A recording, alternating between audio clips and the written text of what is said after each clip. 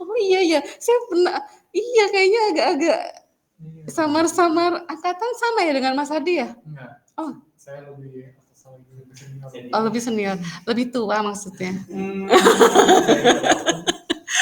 Baik ya, hari ini kita akan belajar bagian dari nutrigenomik yaitu metabolomik ya. Saya dipasrahi terkait metabolomik karena kebetulan studi S3 saya tentang metabolomik. Ya, jadi S1 saya hama penyakit, S2 ilmu tanaman unsut, kemudian S3 saya di Kagoshima University Light Saga University. Nah, di sana saya belajar metabolomik tapi terkait ketahanan tanaman.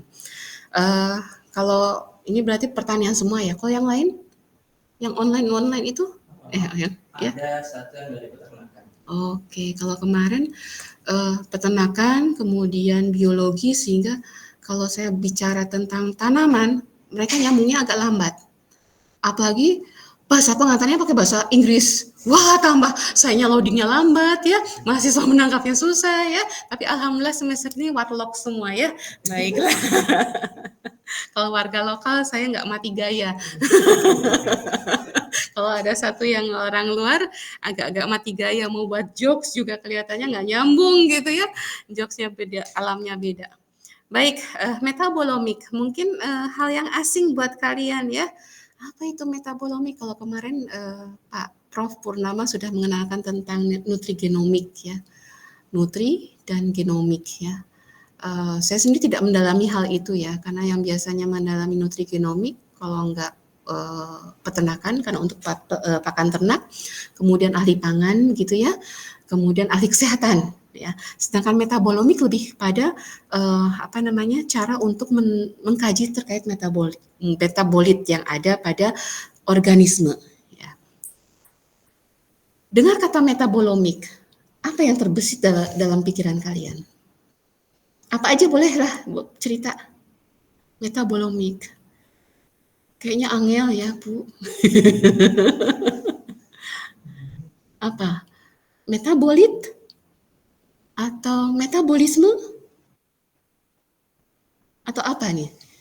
Yang terbersit dari kata metabolomik?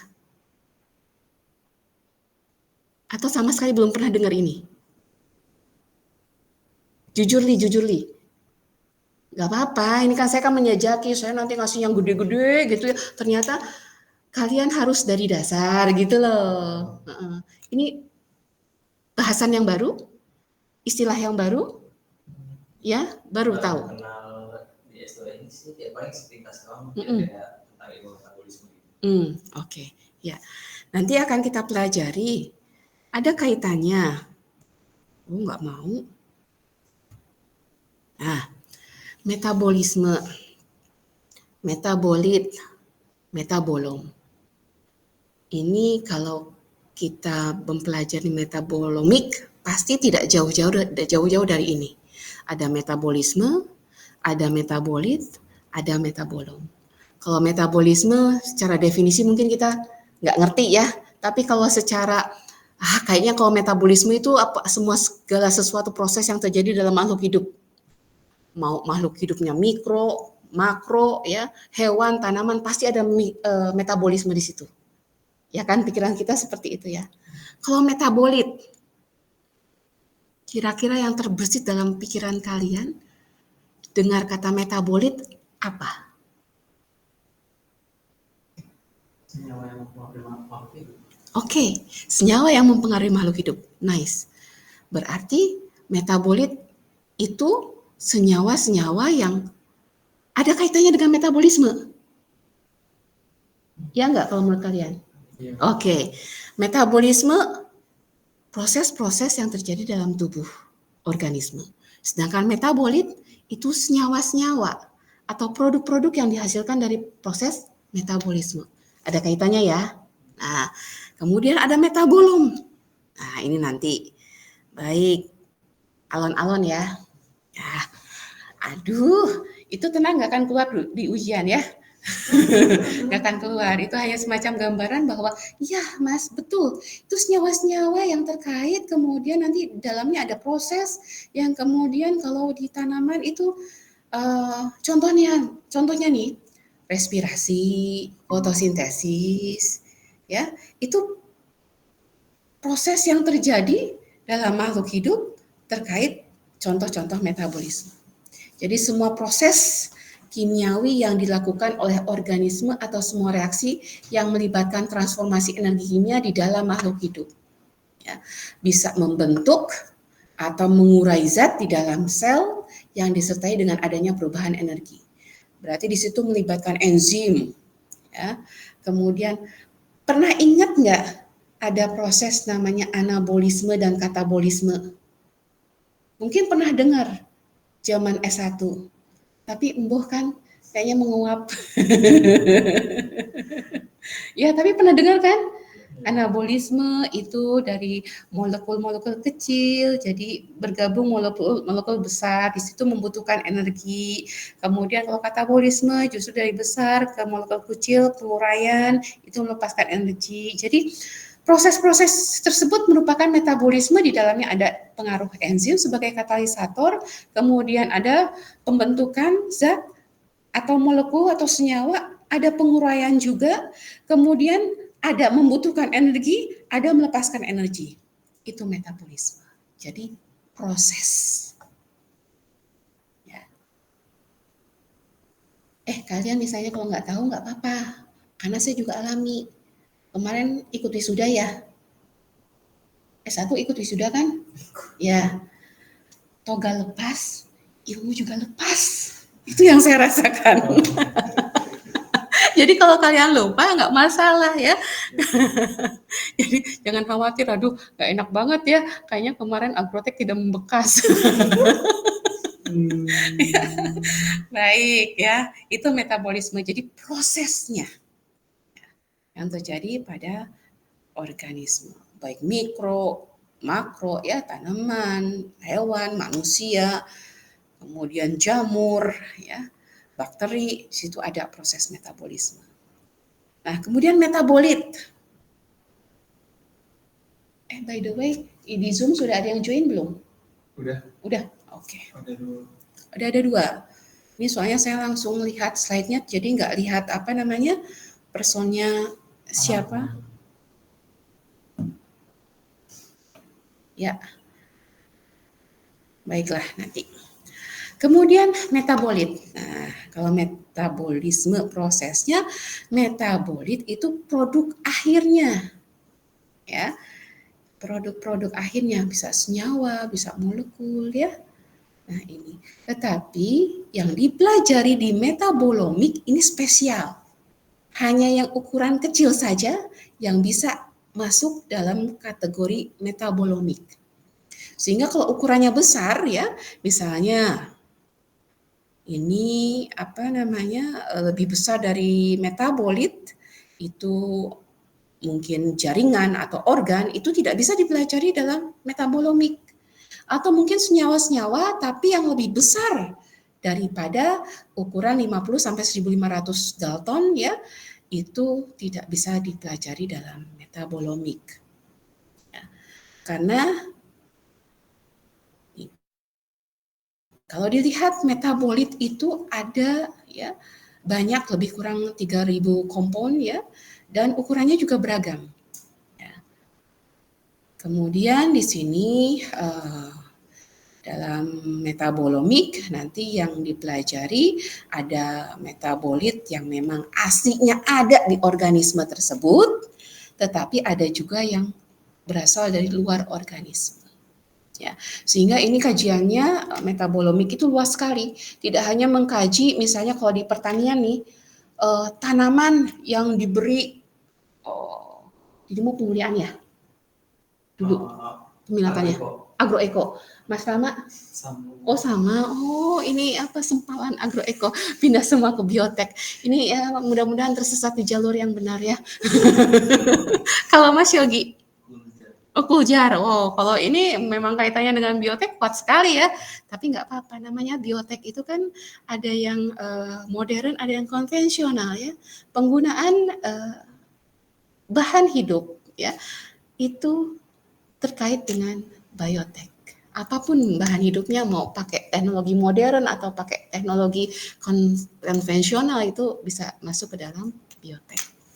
Baik, kalau di pertanian misalnya ya, kita meneliti sebuah tanaman. Di tanaman tersebut banyak sekali metabolit, ya. Karena nanti kita dipisahkan nih, ada metabolit primer, ada metabolit sekunder. Nah, di tanaman itu ada yang punya metabolit primer, ada yang punya metabolit sekunder. Kalau dia ukurannya 50 sampai 1500 Dalton, maka kita bisa mengkaji itu lewat metabolomik. Dan kemudian, apalagi sih yang bisa jadikan sampel metabolomik? Misalnya obat-obatan. Dulu pas zaman saya kuliah S3, ada adik kelas S2 yang meneliti tentang jus jeruk. Jus jeruk dikaji metabolomiknya.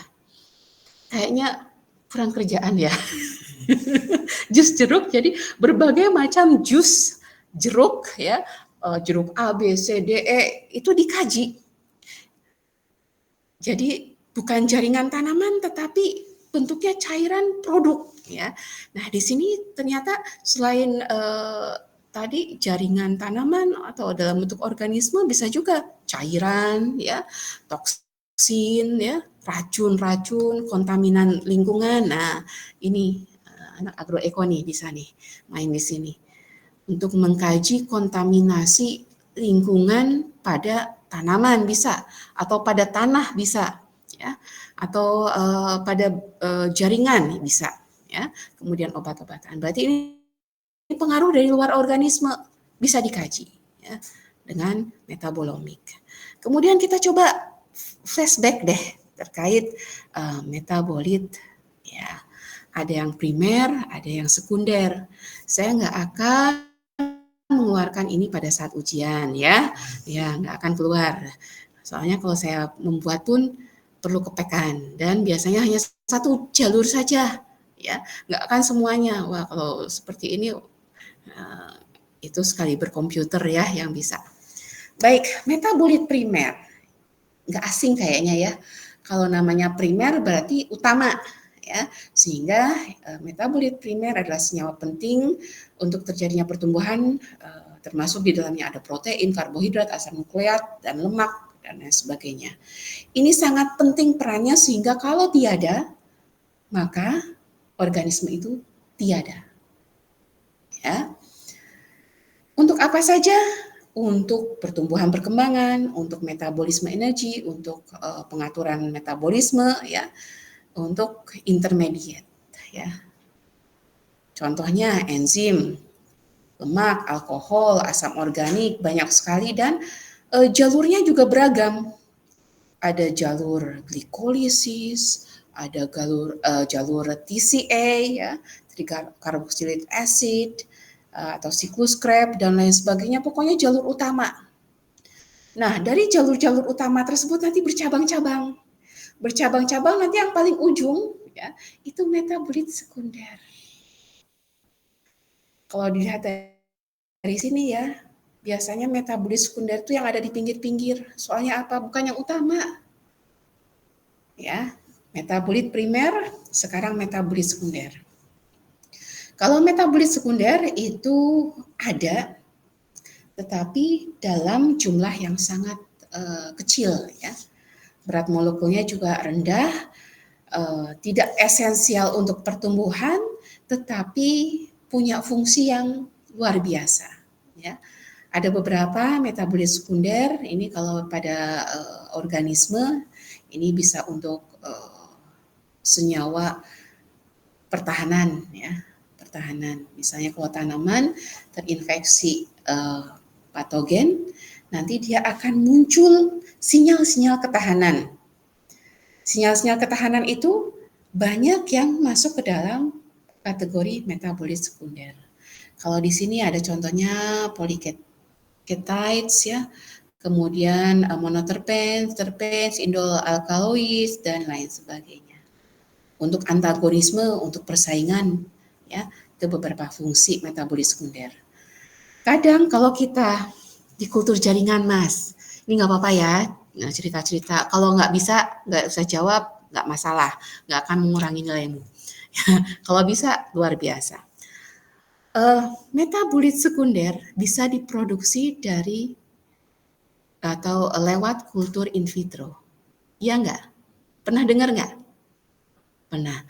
Dengan kultur in vitro, komposisi auksin dan sitokinin yang seimbang akan menghasilkan eksplan akan menghasilkan kalus.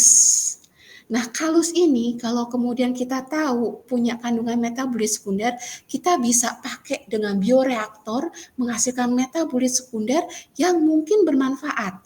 Misalnya, pernah dengar purwoceng? Apa itu, Mas? Wes rasa purwoceng muka pikirannya kemana-mana. Ginseng. Ya, ginseng. Ginseng pasti punya metabolit sekunder yang kemudian punya manfaat luar biasa untuk kesehatan. Kalau di Korea, nah ini Mas Emas ya, nggak pernah nonton drama Korea ya.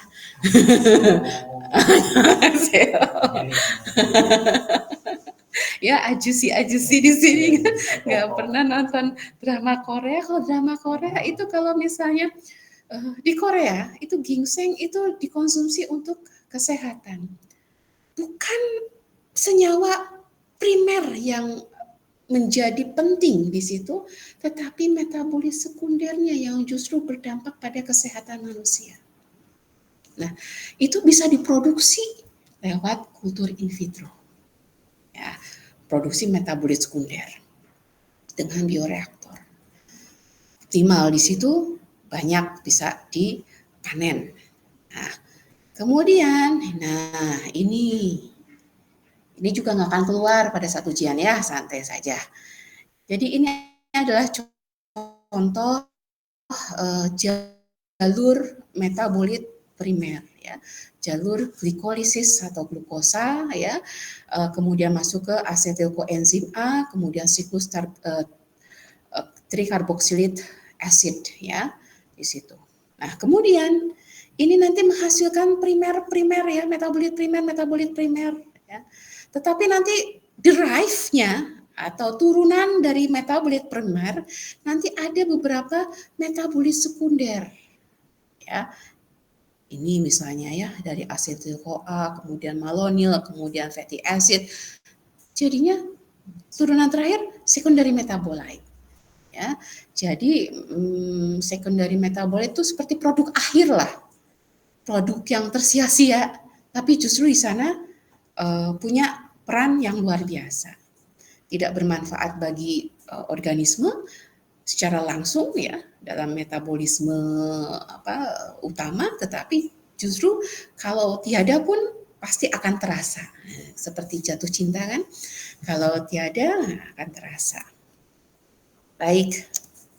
Nah, tadi metabolit sudah, metabolisme sudah, kemudian metabolomnya. Nah, metabolom itu komplement total metabolit. Jadi nggak hanya satu. Kalau metabolit jedek satu. Nah, metabolom itu rangkaian.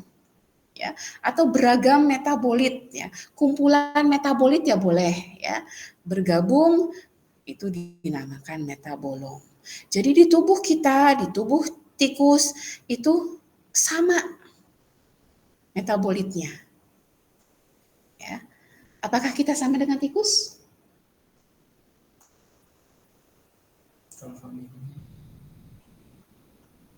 Oke. Ya, tapi nggak mau kan kita disamakan dengan tikus. Baiklah, ya. Organ-organ tubuhnya juga sama ya. Nah, jadi metabolit yang ada pun sama. Kalau dilihat, ya kalau kalian mengkaji pathway tadi yang ada di manusia, yang ada di tumbuhan itu sama. Sehingga dulu waktu saya penelitian, ketika database untuk tumbuhan itu sangat minim, kita pakainya apa? Database manusia. Pakai human metabolome database. Padahal untuk apa? Untuk kajian tanaman. Nah, jadi unik sekali ya, metabolom ternyata sama ini. mau jamur, mau tanaman, untuk saat ini ya, tanaman, hewan itu sama. Pathway-nya, metabolitnya sama. Tetapi nanti ada yang jadi ciri, ada yang benar-benar jadi khas. Kenapa pakai metabolomik? Ya, jadi oke, sampai metabolom, mudeng ya. Oke, kemudian metabolomik. Metabolomik itu dari kata metabol dan ome, ya, dari bahasa Yunani. Metabol berarti perubahan, sedangkan ome berarti totalitas. Berarti total berubah. Atau kalau bahasa definisinya, analisis komprehensif terhadap semua metabolit yang terkandung dalam makhluk hidup pada suatu waktu yang spesifik.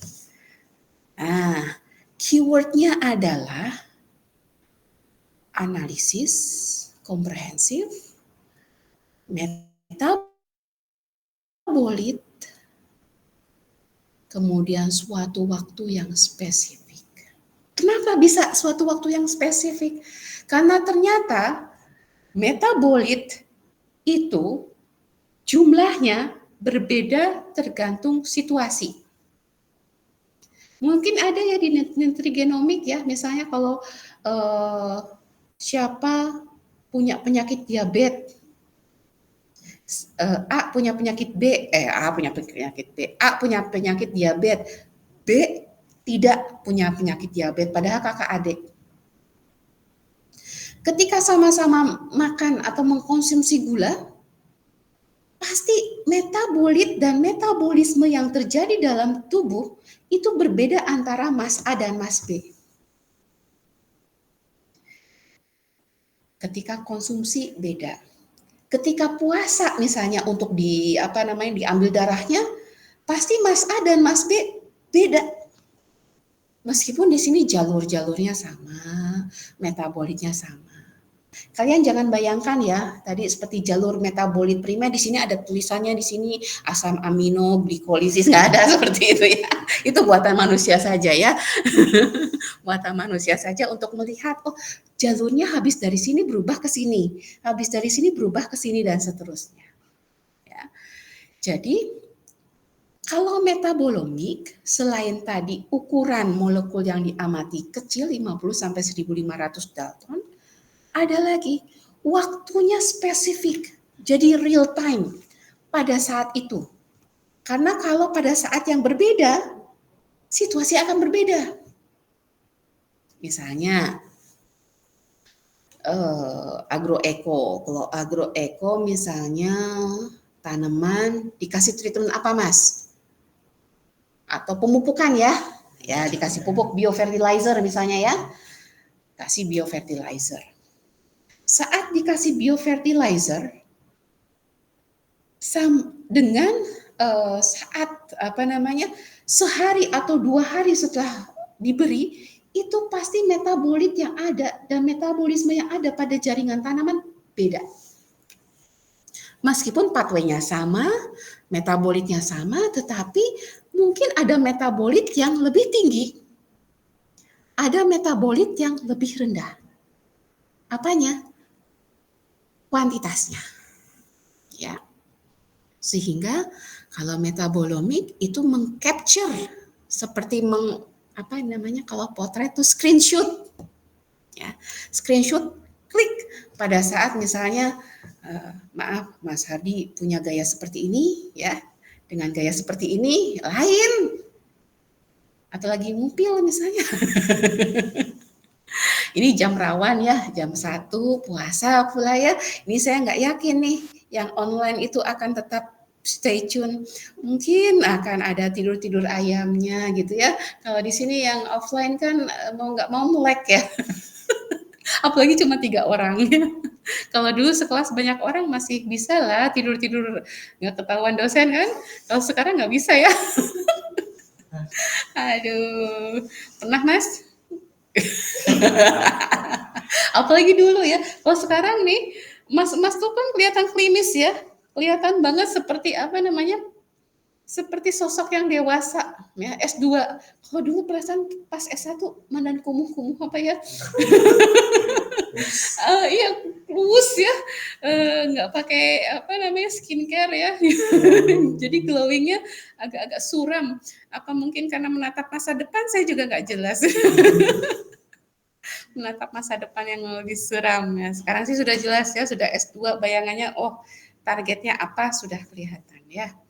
Baik, jadi teknologi metabolomik menghasilkan banyak wawasan tentang penelitian biologi dasar di berbagai bidang seperti biologi sistem, pemodelan metabolik, penelitian farmasi, nutrisi dan toksikologi. Sehingga kenapa nutrigenomik melibatkan metabolomik dalam materinya karena ada kaitannya. Kita bisa menggunakan pendekatan metabolomik untuk mengkaji nutrigenomik. Ya, tapi nanti terserah kalian kalau pada saat penelitian mau mengarah ke yang mana ya. Nah, kemudian posisi metabolomik pada sistem omik. Di sini saya tidak mencantumkan nutrigenomik, tetapi berdasarkan ukuran molekulnya ya. Ada metabolomik, ada proteomik, ada transkriptomik, ada genomik. Kalau genomik kita bicara tentang DNA, ya. Transkriptomik perbedaan yang terjadi pada RNA, proteomik pada protein. Nah, metabolomik itu pada metabolit baik primer maupun sekunder yang ada pada satu organisme. Nah, kalau genomik, transkriptomik, proteomik itu refleksinya pada apa yang akan terjadi. Kalau metabolomik menggambarkan apa yang sedang terjadi saat ini. Oleh karena itu, saya tadi sampaikan seperti screenshot. Ya, ketika potret screenshot, mungkin ada yang bengong begini, ya, ada yang merem, ada yang posisinya kurang estetis gitu ya. Karena apa? Karena capture atau menangkap peristiwa yang terjadi pada suatu waktu, real time ya. Inilah kenapa metabolomik ditempatkan di paling ujung dari omik-omik yang lain ya. Karena ini lebih mendekati fisiologis. Ya, proses fisiologis. Jadi real time ya. Dan lebih mencerminkan keadaan sebenarnya. Karena apa? Dengan metabolomik pengaruh lingkungan bisa masuk. Kalau DNA, RNA mungkin secara genetik ya lebih berperan di situ. Tapi kalau metabolomik ini lingkungan itu, misalnya orang minum obat, itu nanti akan metabolismenya berbeda. Metabolomiknya nanti kalau dites, dianalisis akan berbeda dengan ketika dia tidak minum obat. Ya, sehingga ini nanti bisa digunakan sebagai perbandingan untuk analisis, untuk penelitian. Ya, dong ya, omik sistem metabolomik itu berbeda daripada omik-omik yang lainnya. Nah, ini sampai jam berapa? 2.45 ya? 14.40, 2.40.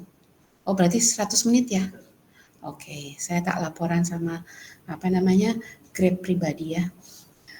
2.40 selesai.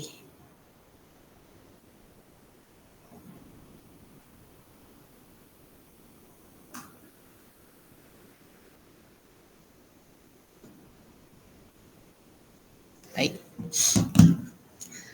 Kemudian, mengapa harus mempelajari metabolomik? Tadi sudah disampaikan peran metabolomik dalam omik sistem. Selanjutnya, tujuan metabolomik untuk identifikasi metabolit yang sesuai dengan setiap fenotip biologis dan kemudian memberikan analisis mekanisme yang terlibat pada saat tertentu. Saya penekanannya real time ya. Karena apa? Nanti terkait dengan kalau kita melakukan analisis metabolomik, kemudian kita mengambil sampel, sampelnya tidak langsung dipakai, diproses, ini nanti mungkin akan berbeda berbeda isinya, berbeda metabolitnya, berbeda metabolismenya ya. Nah, kemudian pendekatan yang digunakan ini ada targeted analysis. Jadi ketika nanti menggunakan metabolomik, kita ingin tahu misalnya apa ya, metabolit primer, contohnya glukosa 3 fosfatnya berapa ya, itu targetnya misalnya ya, itu bisa menggunakan pendekatan targeted analysis. Atau kemudian bisa juga dengan metabolic fingerprinting. Jadi kita nanti analisis saja, masukkan sampel, kemudian nanti melihat, oh yang ini naik, yang ini turun gitu ya. Kemudian jadi melihat perbedaan pola spektrum, karena nanti hasil dari analisis metabolomik ini biasanya berbentuk peak atau berbentuk kayak apa sih, gunungan gitu ya. Nanti akan kita lihat contohnya. Kemudian metabolite profiling ya. Selain identifikasi metabolit apa, jadi ketika analisis masuk jaringan pakai alat, nanti akan keluar, oh ini metabolitnya Anda apa saja, ratusan nanti akan keluar, bahkan ribuan ya. Kemudian dari situ kita bisa melihat jumlahnya berapa, metabolit itu jumlahnya berapa ya, sehingga untuk analisis lanjut nanti dilihat perbedaannya antara misalnya yang sehat sama yang sakit ya, yang makan gula sama yang tidak makan gula gitu ya. Ini bisa dilakukan perbedaan. Untuk tanaman misalnya yang dipupuk sama yang tidak dipupuk gitu ya. Atau dikasih agens hayati dan yang tidak. Nah, ini bisa dilihat, dikaji lewat perbedaannya. Nah, kemudian bagaimana cara alur kerja metabolomik ya. Jadi ini saya langsung berikan gambaran pelaksanaan penelitian metabolomik, karena secara konsep kalian sudah tahu lah ya, intinya seperti itu, mempelajari metabolit ya, suatu waktu ya, analisis secara komprehensif ya, secara keseluruhan. Nah, kemudian alur kerjanya. Jadi yang pertama, kalau kalian mau melakukan penelitian metabolomik, ini nggak tahu nih kalau kalian sudah punya rancangan penelitian nggak? Sudah ada planning ya. Mas Yogi rencananya mau apa? Kultur jaringan lagi? CMA itu barcoding. Oh, barcoding. Metabolomik. Oke, pada tanaman? Rumput laut. Oh, rumput laut, nice. Nanti dilihatnya rumput lautnya berbeda apanya? Satu dari jenis identifikasi DNA-nya, terus sama senyawa sekunder. Oh gitu. Dikasih treatment nggak? Oke, ya. Nanti bisa pakai metabolomik, tinggal cari instrumennya apa. Ya, kalau Mas Ardi? Bioremediasi logam berat pada tanaman. Waduh, memang berat itu kelihatannya. Logamnya saja berat. Pakai lapang. Kemudian ada akar wangi, pseudomonas sama cendawan DC. Tetapi molekulernya tidak. Molekuler NGS. Oke. Biometana. Oke, ya. Kalau Mas Rama? Sama-sama kayak Yogi. Oh, sama kayak Mas Yogi. Ini apa namanya, satu ilmu lain guru ya. Satu tim. Oh, satu tim. Oh, proyeknya siapa? Maria. Oh iya, Prof. Maria. Kalau Hardi? Prof. Ahmad. Oh, Prof. Ahmad. Ya. Baik. Oke, ya. Apapun itu, tapi nggak ada metabolomiknya. Oh, ada juga. Baik. Berarti yang dua harus mempelajari metabolomik secara khusus. Kalau Mas Hardi hanya pada menggugurkan kewajiban. Oh iya. Maaf. Jadi tetap nanti ya harus ada kajian ininya ya. Baik. Berarti kalian nanti akan mempelajari mulai dari persiapan hingga nanti analisis ya. Kalau mau melakukan penelitian metabolomik, yang harus dipersiapkan adalah rancangan ya, dan kemudian apa yang mau diamati. Kalau misalnya Mas Yogi sudah mau mengamati, oh saya mau mengamati metabolis sekundernya. Apa metabolis sekundernya? Kalau sudah punya jenis metabolis sekundernya, berarti pakai pendekatan yang targeted analysis. Tapi kalau misalnya Mas Rama atau Mas Hadi, saya mau semuanya Bu, saya mau lihat apa saja isinya, maka bisa pakai profiling pendekatannya. Ya, nanti saya akan kasih contoh kalau misalnya waktunya cukup, penelitian saya metabolomic profiling. Ya. Kemudian jadi pendekatannya berbeda, maka caranya berbeda. Tetapi analisisnya hampir sama. Ya, nanti pakai alatnya hampir sama. Kemudian sampel preparasi. Kalau tadi saya berikan contoh, ada jaringan, ya, ada organ. Jadi alganya bisa langsung itu, Mas, dengan preparasi.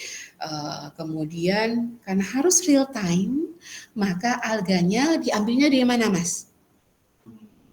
Di Gunung Kidul, kemudian Mas tenteng-tenteng ke sini, ya, itu tengah-tengah jalan, metabolitnya berubah, Mas. Sehingga harus apa? Bagaimana caranya mempertahankan metabolit pada saat perlakuan dan dipanen, diambil sebagai sampel dan dipertahankan untuk kemudian dianalisis. Ya, jadi kalau bisa pada saat sampel, preparasi sampel di sana. Itu akan lebih aman daripada nyenteng-nyenteng sampel. Bisa juga dengan nitrogen cair, itu seperti menghentikan sementara metabolisme yang terjadi. Cuman dengan nitrogen cair, kita pakai Dewar flash, oclok gitu ya. Sering kan pakai Dewar flash, jadi seperti kayak termos es, ya, termos es, tapi khusus untuk nitrogen cair. Ya, kemudian nanti kalau nggak ada penguncinya lebih-lebih dimasukkan boleh, tapi kemudian dibawa dari Gunung Kidul ke sini. Ini yang perlu jadi perhatian. Kalau metabolomik harus diambil saat itu, kemudian dipertahankan kondisinya, real time-nya, supaya jangan berubah. Jadi itu istilahnya kalau bahasa metabolimik quenching.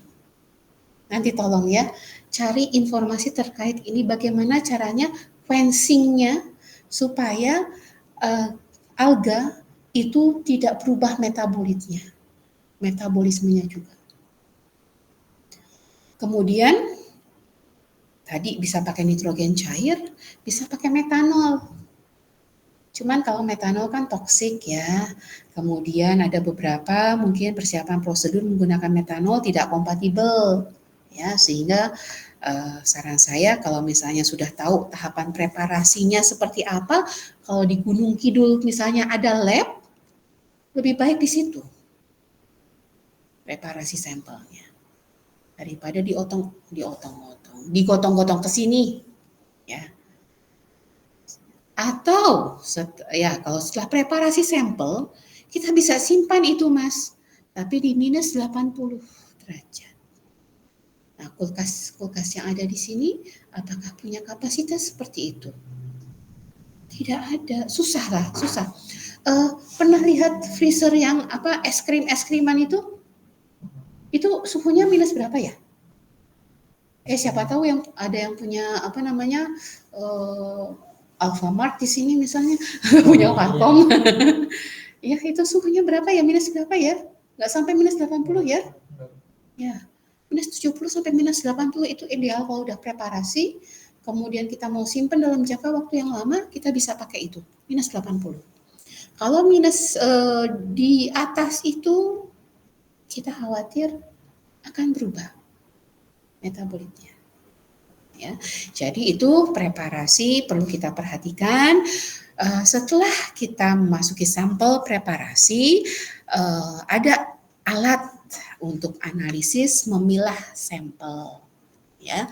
Nanti alat instrumennya bisa CE, bisa LC, bisa GC, bisa HPLC ya. Mas rencananya Mas Yogi sudah tahu mau pakai alat apa? Kalau dari arahan Prof. Adesi, HPLC HPLC, baik. HPLC.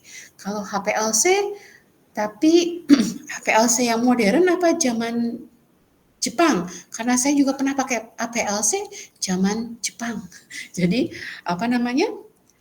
Ketika diinjek, kemudian keluar hasilnya itu kayak di print, kayak printer apa? Oh, kalian tidak melewati zaman warnet ya, wartel ya, warung telepon. Pernah sih. Oh pernah ya. Ah, Jadi yang printernya itu printer yang cetet bunyi itu, ya. Jadi print dan lama. Jadi HPLC zaman Jepang, zaman dulu seperti itu, Mas. Tapi kalau yang zaman modern langsung pakai computerized. Nah, ini juga harus dipelajari nanti serinya seri berapa. Kemudian Mas go browsing kira-kira bagaimana cara mengoperasikannya.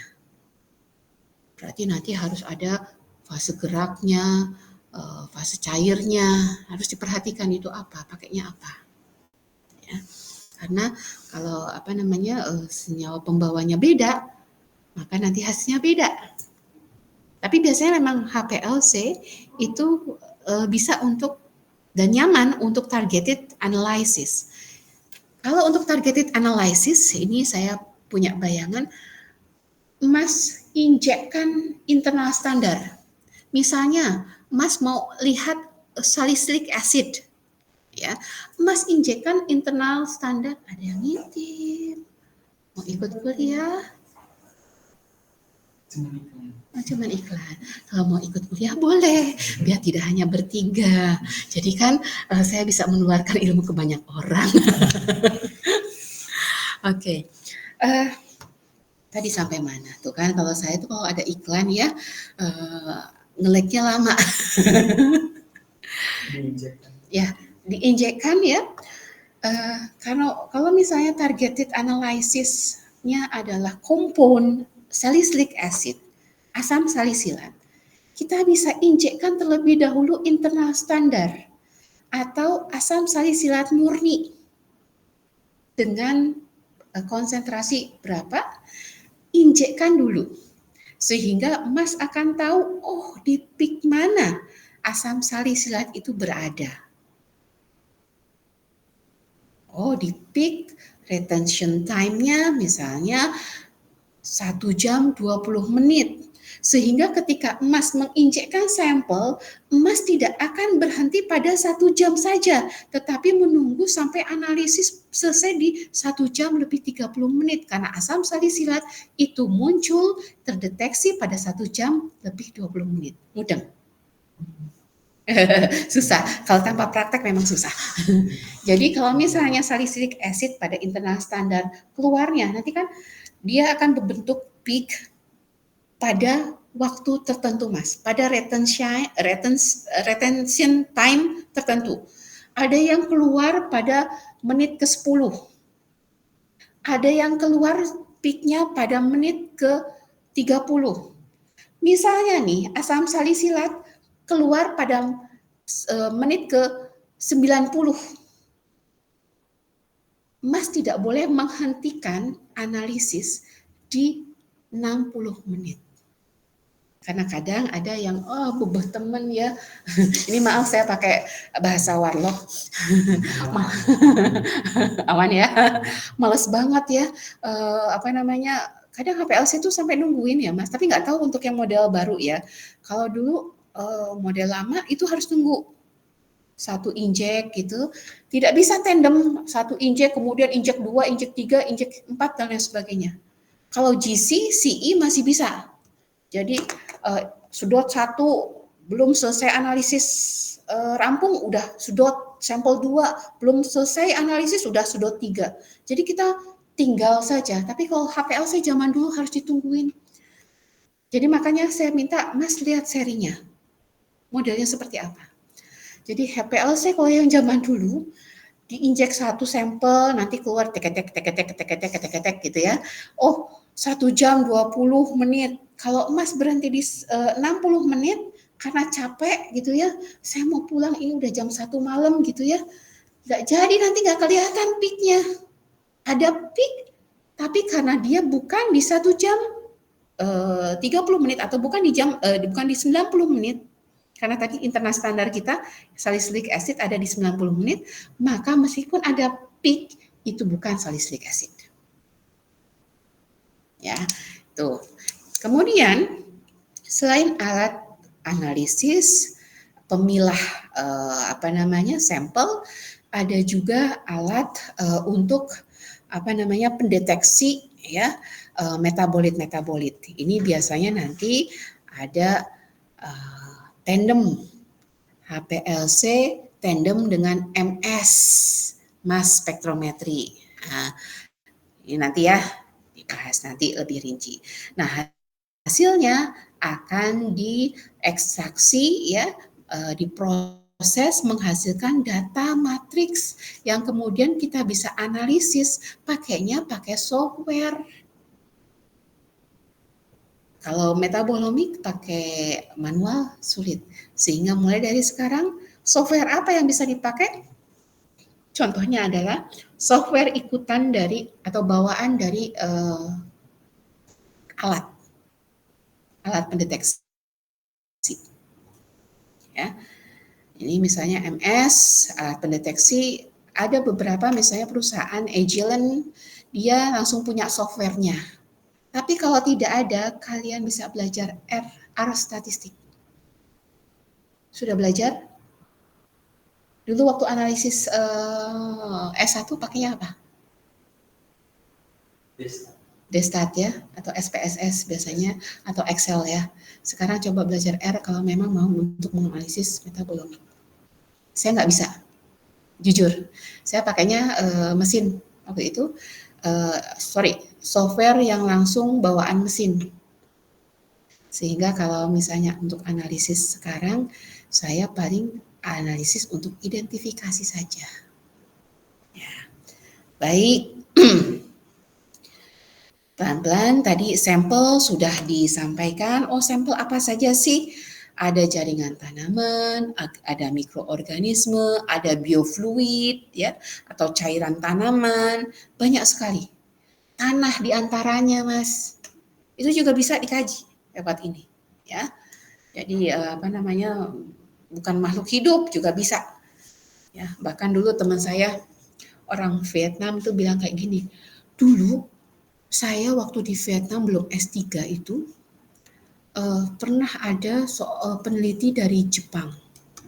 Dia seperti meneliti sesuatu tetapi secara sembunyi-sembunyi lewat pakaian yang digunakan oleh orang-orang Vietnam. Ini saya nggak tahu benarnya atau tidaknya ya, cuma saya dapat cerita dari senior saya.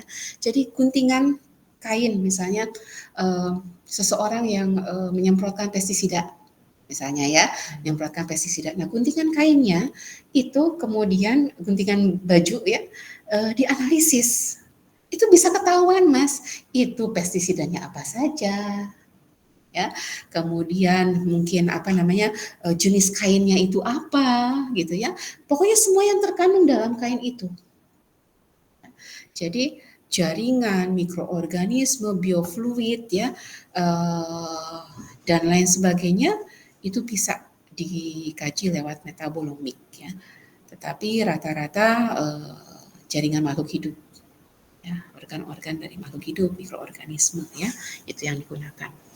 Nah, sampel harus selektif, kemudian sederhana, cepat, bisa diulang, ya. Sehingga kalau misalnya cari sampel, kemudian ternyata tidak berhasil, karena waktu itu pernah punya pengalaman saya dimarahin habis-habisan sama sensei yang punya alat ya. Karena apa? Ketika saya preparasi sampel, waktu itu musim dingin pakainya wool kan bajunya karena kedinginan. Pakai wool, kemudian ada benang woolnya di sampel. Itu fatal banget. Kan misalnya kita nutup meskipun pakai glove, ya jadi nanti kalau perlakuan pakai glove ya Mas, karena di sini banyak sekali molekul-molekul asam amino dan lain sebagainya ya yang bisa terbawa, sehingga pakai glove. Jadi meskipun pakai glove, tetapi karena mungkin beraktivitas dan lain sebagainya, jatuhlah itu kain wool di sampel. Sensei alat yang megang alat marah-marah luar biasa. Suruh diulang. Nah, diulang, saya harus cari sampel dari mana? Ya harus sampel ambil lagi. Sehingga sampel itu harus dapat diulang. Mas misalnya ambil sampel alga, Mas harus ambil sampel yang sama, ya, yang seragam. Misalnya di usia berapa gitu ya, atau mungkin dengan perlakuan apa gitu ya. Dan kemudian kalau misalnya ternyata tidak berhasil, Mas bisa ngambil atau melakukan persiapan sampel yang hampir sama. Karena kalau sampelnya agak berubah sedikit saja ya, misalnya alga itu ditumbuhkan di mana, Mas? Di laut. Airnya beda, Mas. Itu metabolitnya beda, hasilnya beda. Gitu.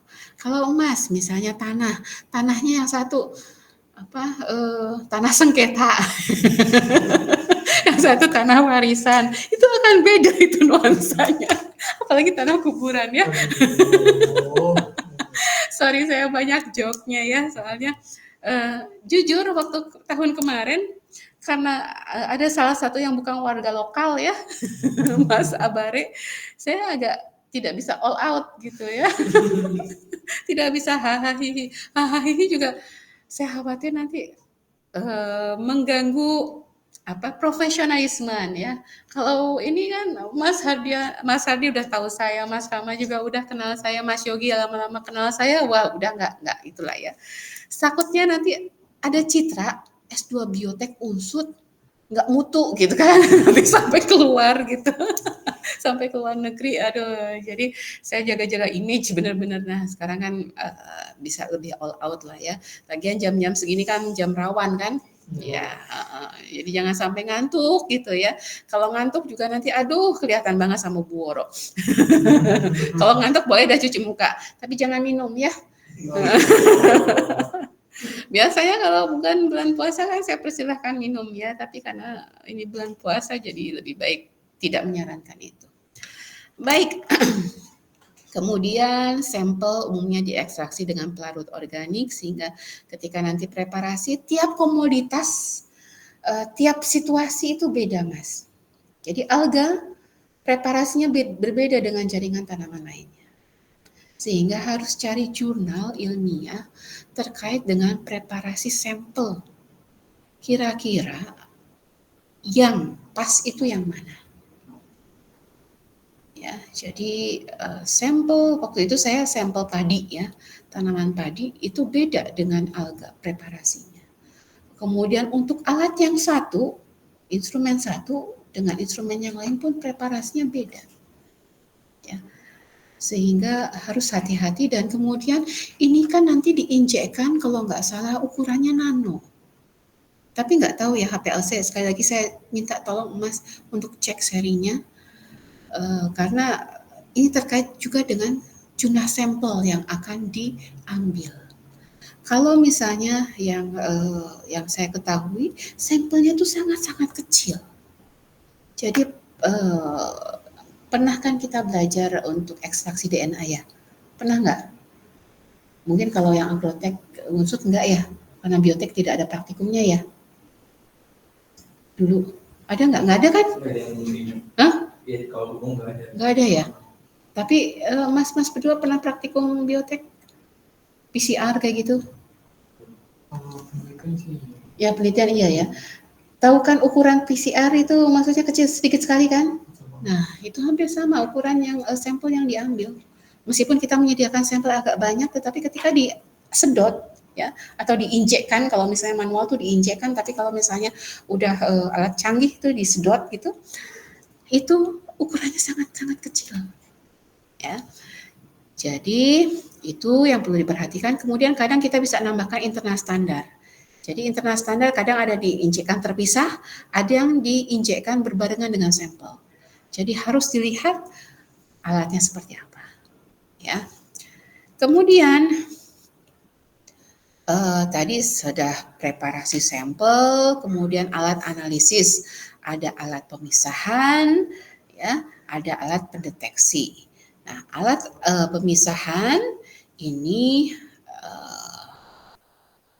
terdiri dari misalnya GC, ada CE, ada HPLC, ada UPLC. Masing-masing punya kelebihan. Ya. Kalau GC biasanya untuk senyawa-senyawa yang volatil atau mudah menguap. Ya. Kalau CE ini didasarkan kepada kation dan anion, sehingga nanti analisisnya berdasarkan positif ion mode, negatif ion mode. Kalau HPLC biasanya sampelnya berbentuk cairan, ya. UPLC juga demikian. Nah, kalau ini hasilnya, nah HPLC bisa bentuknya seperti ini, Mas. Kalau yang ini datanya ini sudah hasil pemisahan ya, tapi belum diekstraksi ya, sehingga kita tidak tahu ini peak apa ya, puncak apa gitu ya. Tetapi di sini terlihat ada yang tinggi, ada yang rendah gitu ya. Kemudian ketika dianalisis di UPLC mungkin untuk senyawa yang sama atau sampel yang sama akan terlihat perbedaan puncak yang menunjukkan kuantitas yang berbeda. Ya, sehingga perlu dilihat HPLC juga perlu bukan dikalibrasi tapi di trial, dicoba terlebih dahulu sebelum kita menginjekkan. Kecuali kalau sebelumnya sudah ada yang penelitian yang sama, Mas. Itu bisa dijadikan acuan. Ya, misalnya penelitian Prof. Maria sebelumnya ada ganggang juga, pakai HPLC juga. Nah, itu bisa dijadikan acuan tuh. Ya. Baik, ini alat pemisahan sampel. GCMS untuk yang mudah menguap. Ya, ini HPLC untuk metode yang paling umum. Rentang molekulnya lebih luas, ya, sensitivitas lebih besar. Kemudian UPLC ini hampir sama dengan HPLC, tetapi lebih sensitif ya. Kemudian waktu prosesnya juga lebih singkat. Nah, capillary electrophoresis atau CE ini yang paling sesuai untuk molekul bermuatan, karena molekul ada yang muatan positif, ada yang muatan negatif, sehingga nanti dikelompokkan, oh ini molekul bermuatan positif di positif ion mode, molekul bermuatan negatif di anion mode atau negatif ion mode.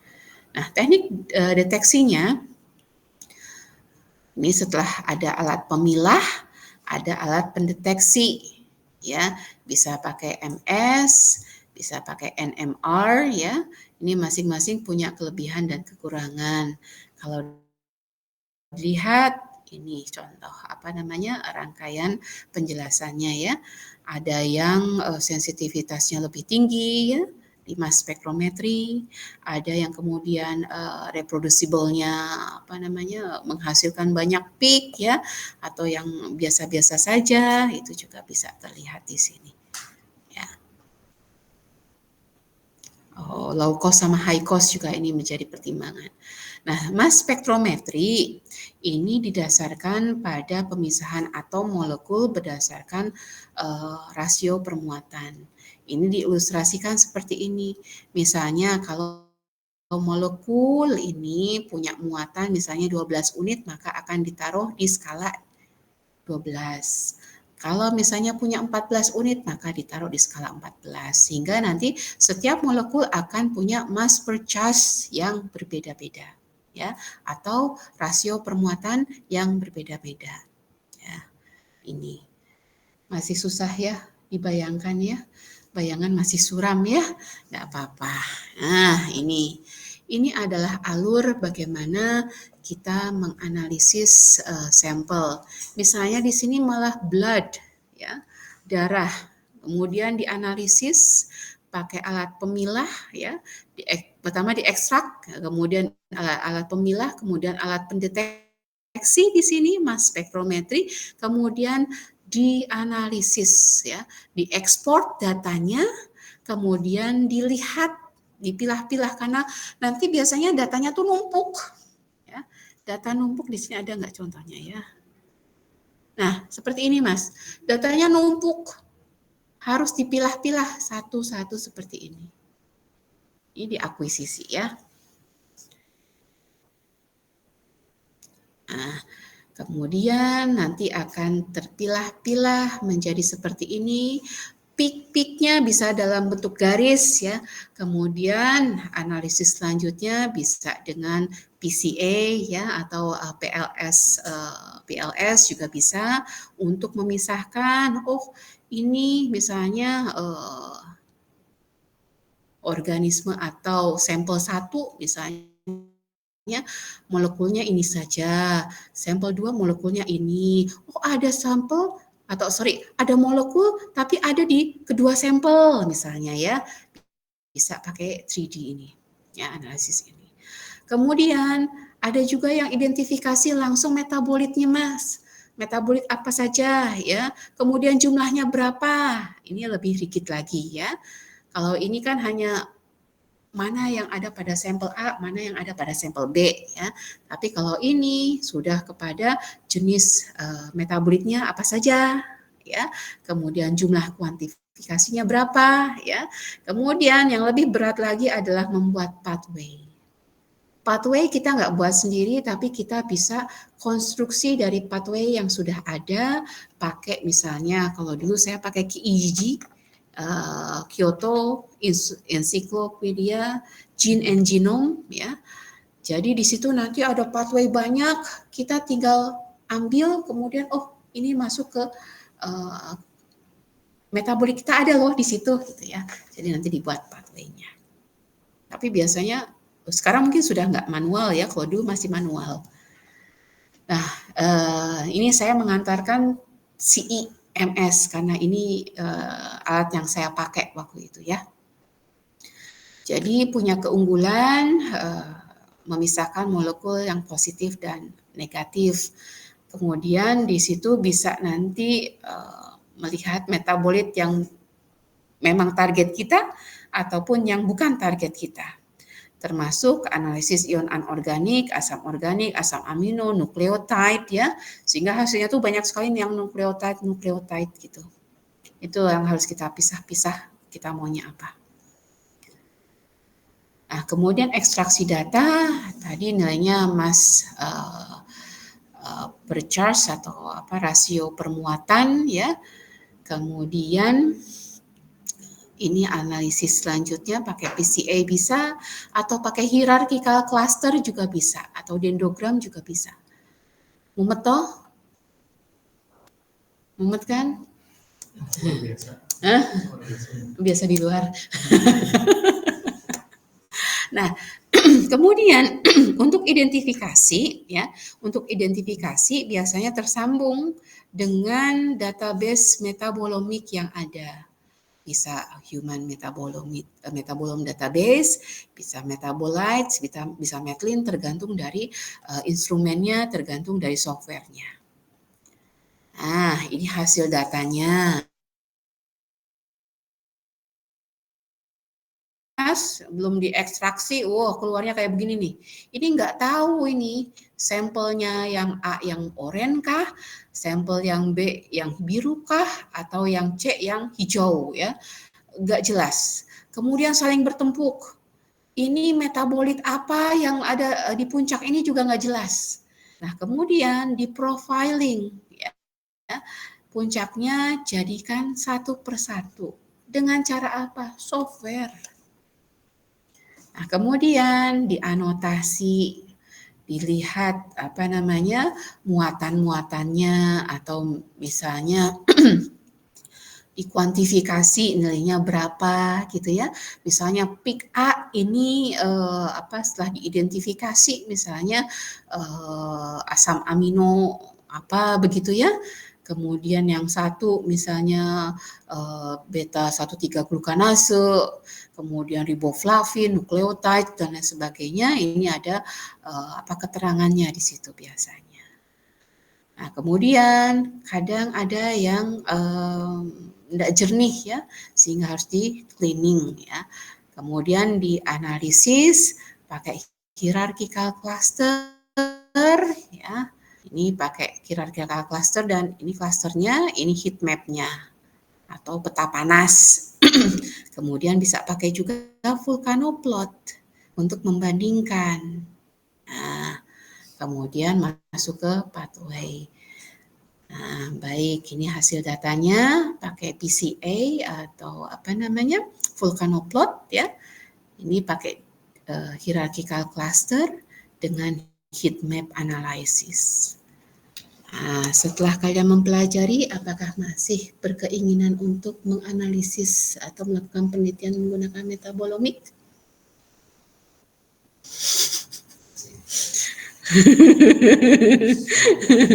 Saya mempelajari, jadi saya termasuk yang telat lulus ya, karena saya setahun harusnya sudah mulai penelitian menunggu alat.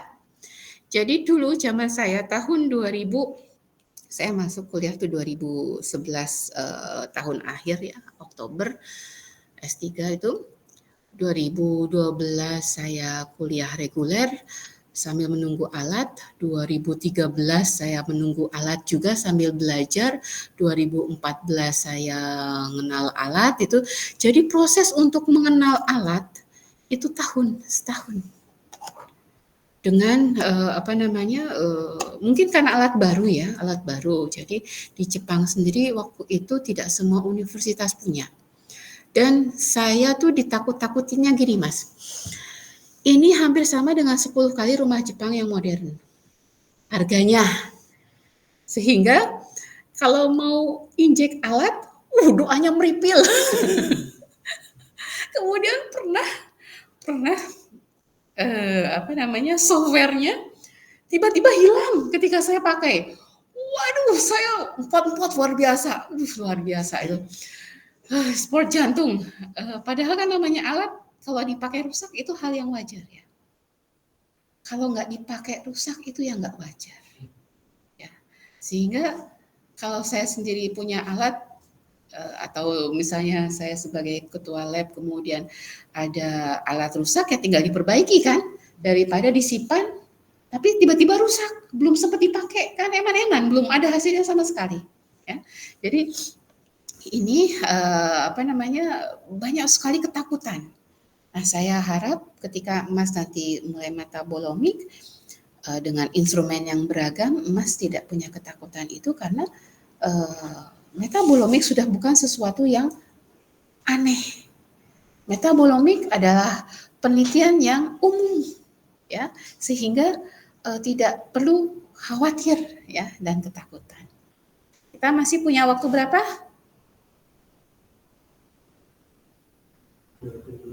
22. Oh, biasanya kan kalau mahasiswa S1 kan pas Bu, sudah pas.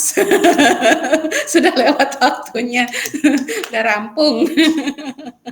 Ya, hari ini kita belajar metabolomic. Besok kita akan belajar proteomik. Kemudian pertemuan selanjutnya sebelum UTS, ini saya minta, ini jadi penugasan ya. Kalian studi jurnal, pilih salah satu jurnal, terutama yang berkaitan dengan penelitian kalian. Ya, ini saya tidak menyapa mbak-mbak atau mas yang ada di online ya, karena saya agak gaptek ini. Kalau bentar, bisa nggak saya melihat siapa yang hadir di sini? Ya, ada Mbak Aulia, ada Mbak Gayuh ya. Ya, saya tidak tahu Mbak Gayuh dan Mbak Aulia penelitiannya apa, apakah terkait metabolomik juga atau tidak. Tetapi kalau terkait metabolomik, maka saya minta kalian kajian literatur terkait dengan penelitian. Entah preparasi sampelnya yang sama, atau komoditasnya sama, atau alat yang akan digunakan sama. Dong ya. Kemudian apa yang akan kalian lakukan? Kalian buat semacam presentasi. Dari jurnal tersebut kalian ulas. Kalian tularkan ke rekan-rekan lainnya apa yang kalian pelajari dari jurnal tersebut. Ya, sehingga nanti ada sesi presentasinya. Ya. Kenapa udah mumet ya? Ya. Ya. S2 memang seperti itu, Mas, ya. Dosen apa namanya dengan mudahnya memberikan tugas-tugas. Inilah ujian hidup, Mas. Kalau S1 memang tarafnya adalah belajar menulis. S2 kalian belajar meneliti. S3 kalian menemukan sesuatu. Ya. Sehingga S3 ini nanti kalian betul-betul dilepas mandiri. S2 masih ada lah digondeli sama pembimbingnya. Ini loh jurnalnya kalian pelajari, ya enggak? Ya. Kalau S1, wah ini prosedurnya A, B, C, kayak gitu kan? S2 agak-agak di Oke Mas Yogi, ini jurnalnya, silahkan dipelajari atau saya berikan linknya ya, kalian pelajari sendiri, gitu kan? Nah, kalau S3 akan lebih mandiri, kalian seperti anak hilang dan tidak diharapkan, karena lulus juga apa diabot-aboti ya, lulus juga apa namanya, kayaknya kok supervisor berat sekali melepas kami itu ya waktu itu. Mungkin karena saking cintanya gitu, jadi susah banget melepas. Mau dipertahankan juga kayaknya supervisor enak sama kita gitu ya. Mau nggak dipertahankan bagaimana? Jadi dulu S3 tuh kayaknya dilema sekali ya. Saya nggak tahu di antara kalian nanti akan ada yang studi lanjut atau tidak ya. Tapi inilah gambaran studi. Dan semakin kalian belajar, akan semakin merasa bahwa kalian tidak tahu apa-apa. Kalau kalian semakin belajar dan semakin merasa tahu, harusnya dipertanyakan. Kalian belajarnya berarti hanya separuh, atau sebagian kecil saja. Tetapi kalau semakin belajar kalian, waduh, jebule metabolomik kayak gini ya. Waduh, harus preparasi sampelnya ternyata harus dipelajari. Belum sampelnya, waduh, analisisnya ternyata harus pakai analisis yang berbeda dengan kebanyakan. Kalau kebanyakan kan misalnya uji F gitu kan. Ya, ini ternyata harus pakai seperti ini. Waduh, ini berat lagi ya, harus belajar lagi ya. Jadi semakin tahu metabolomik, semakin kalian harus banyak belajar. Dan ketika semakin kalian breakdown ke beberapa materi yang lebih kecil, kalian akan semakin tidak tahu. Tapi itu adalah hal yang wajar. Ya, baik. Jadi itu tugasnya. Atau mau ditambah dengan penulisan artikel, nggak usah ya. Ya, saya melihat muka-muka kecewa. Tiap minggu ya itu memang kewajiban ya. Resiko kalau tidak S2 mungkin kalian tidak akan tahu betapa susahnya ya setiap saat ada tugas ya. Kalau bekerja pun pasti akan ada penugasan tetapi dengan model yang berbeda. Ya, ini untuk mbak-mbak ini udah bekerja ya. Ini saya tidak lihat responnya, jangan-jangan mereka tidur ya, atau siap-siap buka puasa ya, saya juga nggak tahu ini ya, Mbak Gayu dan Mbak Aulia ini apakah suara saya terdengar, saya juga nggak tahu. Halo? Padahal kedengeran ya Mas? Kedengeran ya. Berarti suara saya antara ada dan tiada. Oh ada responnya? Oh ya.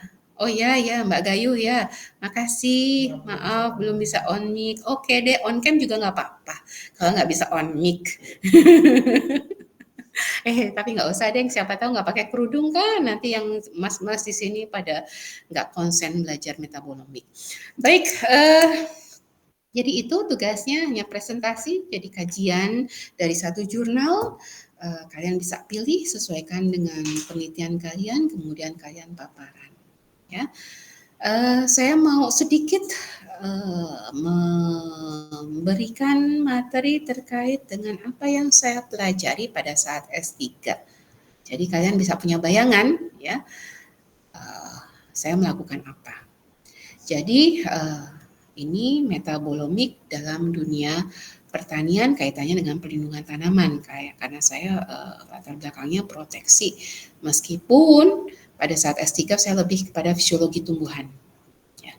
Jadi ini ada penyakitnya sheet blight, ya, hawar daun, pada padi, saya ingin melihat tentang respon ketahanan masing-masing galur.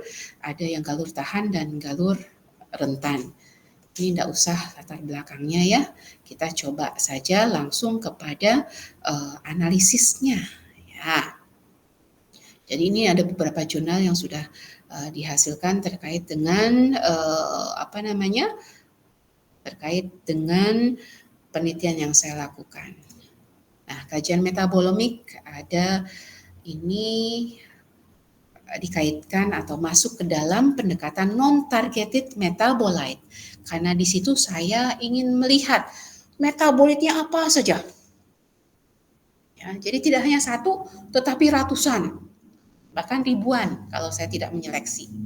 Dan kemudian karena ini CE terpisah menjadi positif ion mode dan negatif ion mode. Ya.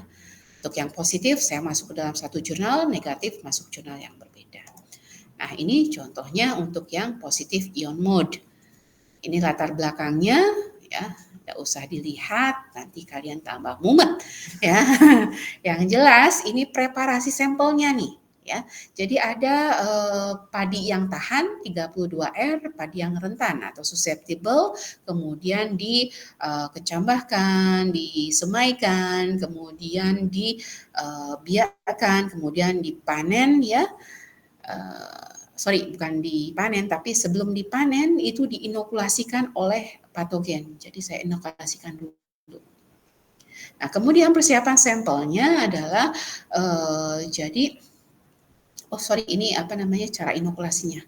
Persiapan sampelnya ini. Ya.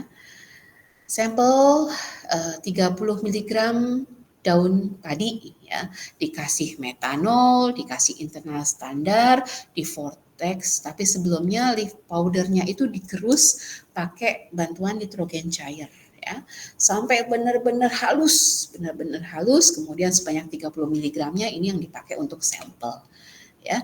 Kemudian ditambahkan metanol dengan internal standar, ditambahkan pada sampel padi tersebut, kemudian di vortex, di centrifuge, kemudian ditambahkan dengan deionized water, kemudian tambahkan kloroform, kemudian di centrifuge, ya hasilkan supernatan, kemudian di centrifuge dan filter, kemudian di lyophilize, kemudian ditambahkan metanol, ditambahkan internal standar 3, kemudian sampel sebanyak 10 mikron.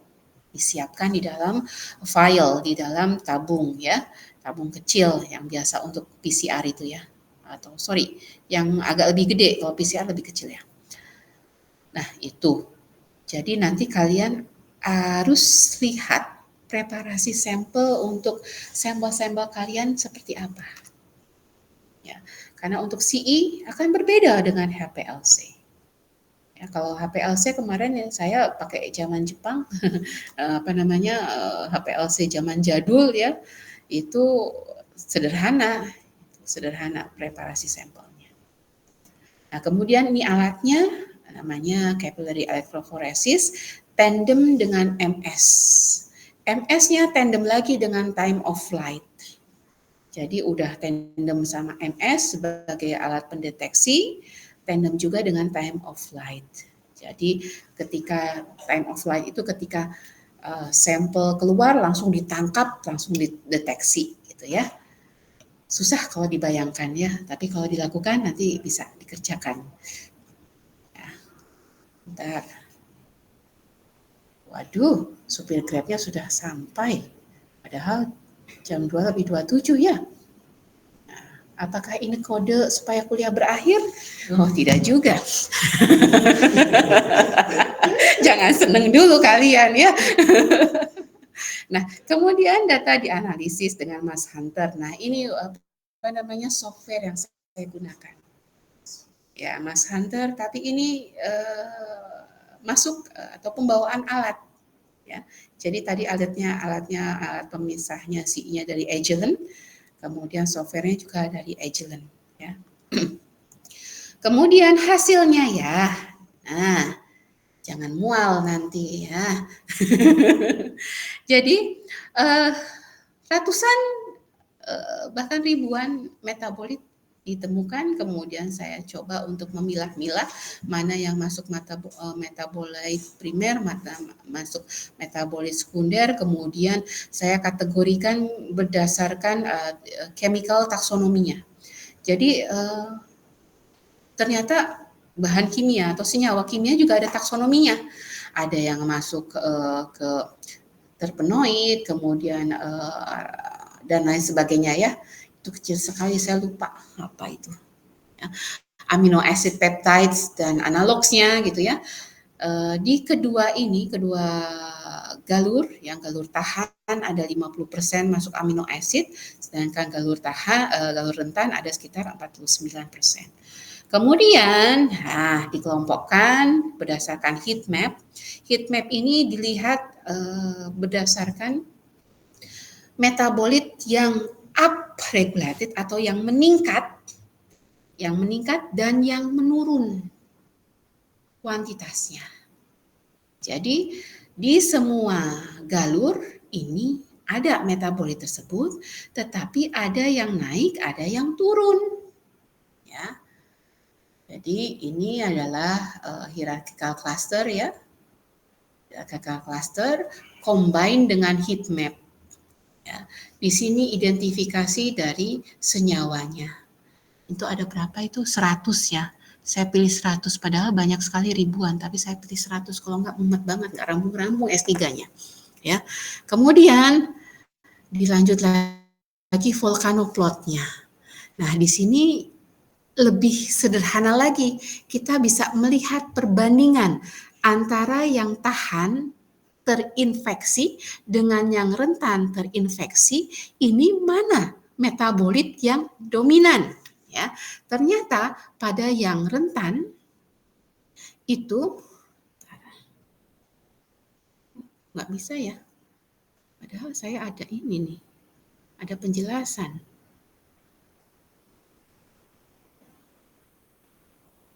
Ya, ini volcano plot, model analisis.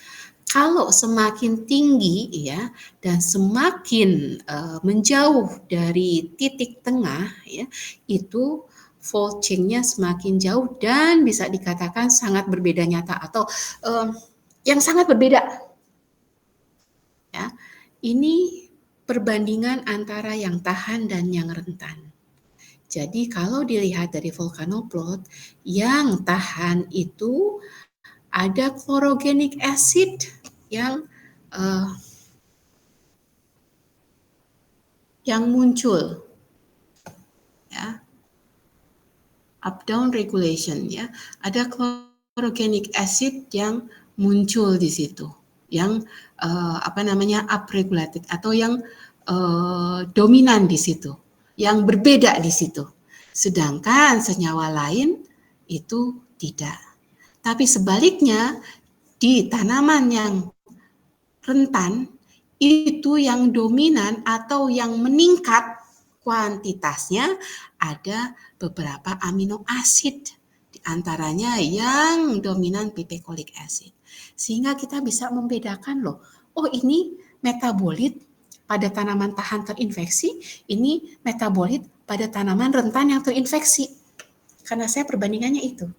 Nanti kalau Mas Yogi misalnya perbandingannya pada ganggang yang diberi perlakuan A dengan ganggang yang diberi perlakuan B, Mas bisa bikin komparasi seperti ini. Ya.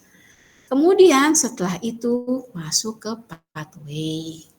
Nah, di sini di pathway ada yang up regulated yang warna hijau, down regulated yang warna merah. Down regulated itu artinya menurun, nilainya menurun atau kuantitasnya menurun. Mumet toh? Ya, baik. Makanya saya beri kesempatan untuk minggu depan itu proteomik, minggu depannya lagi untuk kajian studi pustaka untuk kalian belajar. Karena mungkin dari apa yang saya sampaikan belibet gitu ya, saking banyaknya sampai mumetok lah Bu. Mudah-mudahan sih tidak lah ya. Nah, ini hanya sekedar contoh saja bahwa ini yang bisa dihasilkan. Sehingga nanti bisa pada kesimpulan. Nah, ternyata amino asid dan fenol terlibat dalam ketahanan tanaman. Kemudian beberapa amino asid itu berlimpah di tanaman yang susceptible atau rentan terinokulasi. Tetapi chlorogenic acid itu melimpah atau terlihat meningkat pada tanaman tahan yang terinokulasi. Sehingga mungkin disimpulkan bahwa chlorogenic acid adalah senyawa atau metabolit, bukan senyawa, metabolit yang berperan dalam ketahanan. Itu ceritanya. Baik, kita sampai 10 menit lagi ya. 9 menit lagi, 9 menit lagi. Wonten pitakonan. Sudah ada bayangan tentang metabolomik? Atau bayangannya masih suram?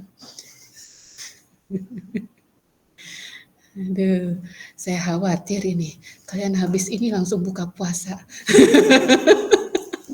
Batal bersama. Karena pusing.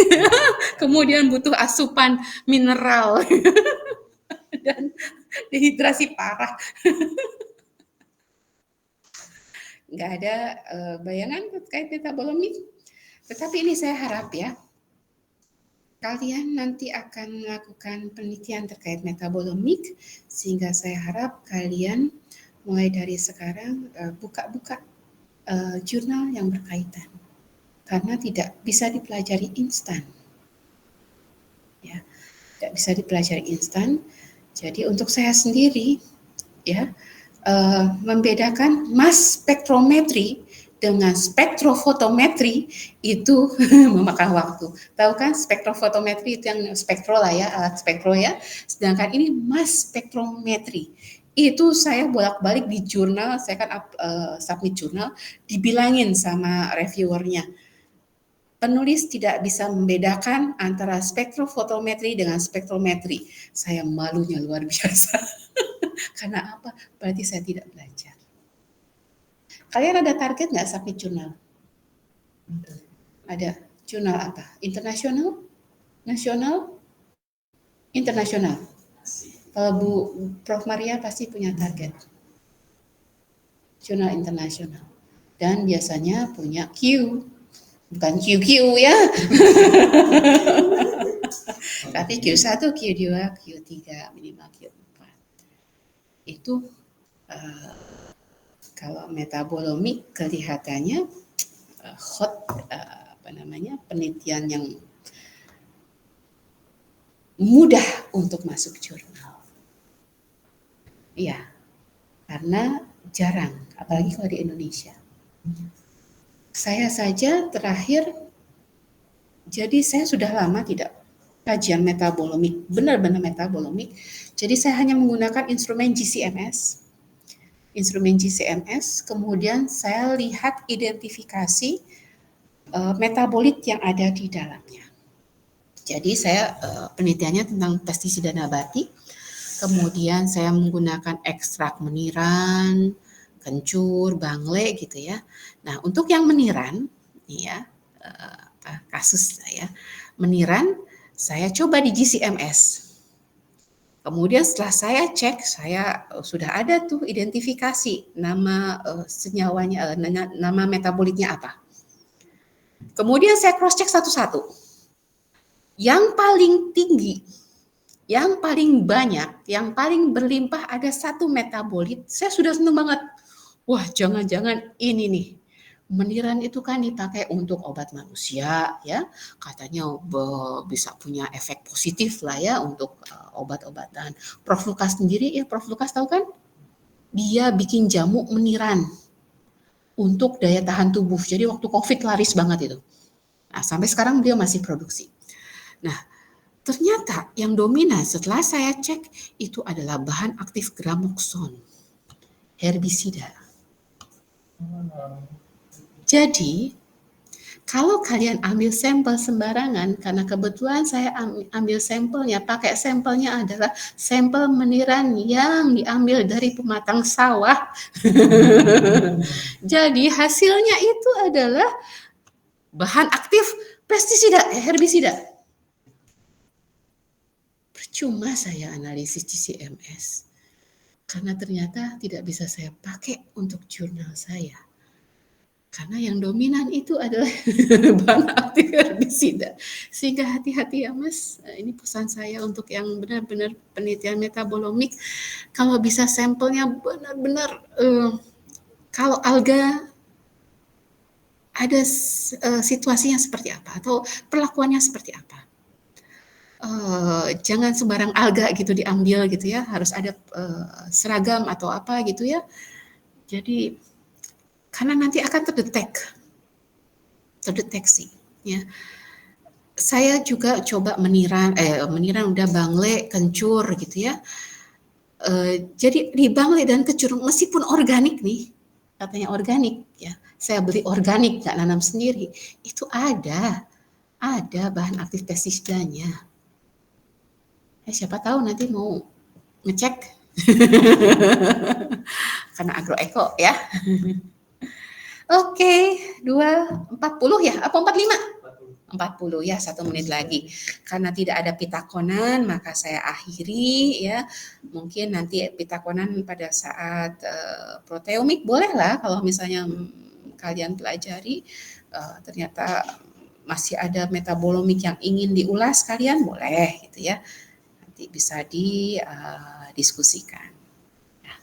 Baik mas-mas yang ada secara online, kemudian mbak-mbak yang hadir secara offline, ya mungkin begitu yang bisa saya berikan saat ini. Ya, terima kasih, semoga bermanfaat. Wabillahi taufiq wal hidayah. Wassalamualaikum warahmatullahi wabarakatuh. Ya, saya live ya untuk Gmail-nya.